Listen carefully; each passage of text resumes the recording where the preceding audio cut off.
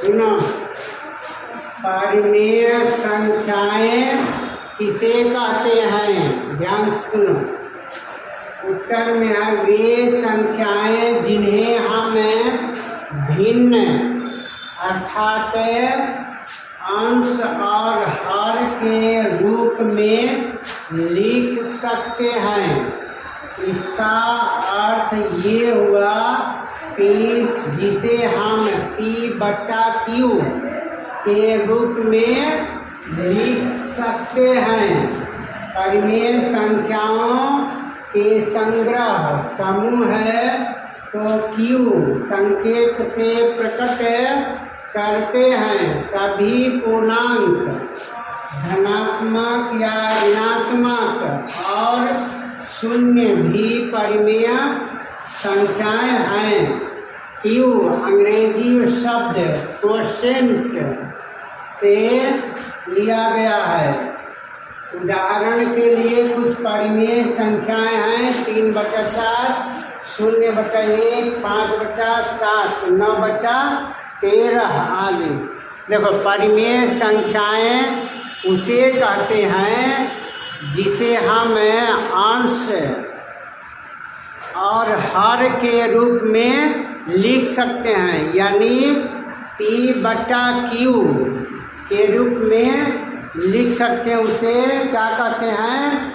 परिमेय संख्याएं। उसे क्या कहते हैं? परिमेय संख्या, यानी जिन संख्याओं को हम भिन्न के रूप में लिख सकते हैं उन्हें परिमेय संख्याएं कहते हैं। अब यहाँ पर ध्यान दो कि जितनी भी गिनती की संख्याएं हैं, चाहे वे धनात्मक हो, धनात्मक का अर्थ हुआ कि जोड़ में 0, 1, 2, 3, 4, 5 इत्यादि, और ऋणात्मक संख्याएं जैसे घटा में घटा 7, घटा 5, घटा 4 इत्यादि।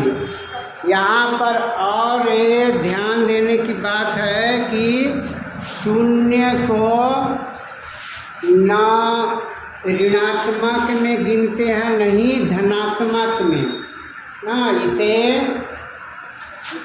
ऋणात्मक या धनात्मक कोई मान सकते हैं। शून्य को ऋणात्मक नहीं धनात्मक, दोनों में से किसी में नहीं रख सकते हैं। इसे दोनों में से किसी में किसी भी या ऋणात्मक या धनात्मक दोनों जगहों पर इसे रख सकते हैं। तो समझ गया? परिमेय संख्याएं किसे कहते हैं? जिसे हम P/, यानी भिन्न के रूप में, बट्टा के रूप में लिख सकते हैं, उन्हें परिमेय संख्याएं कहते हैं। अब गिनती की संख्या आए तो ये भी प्रश्न पूछा जाता परीक्षा में कि क्या गिनती की संख्याएं या पूर्णांक परिमेय संख्याएं हैं?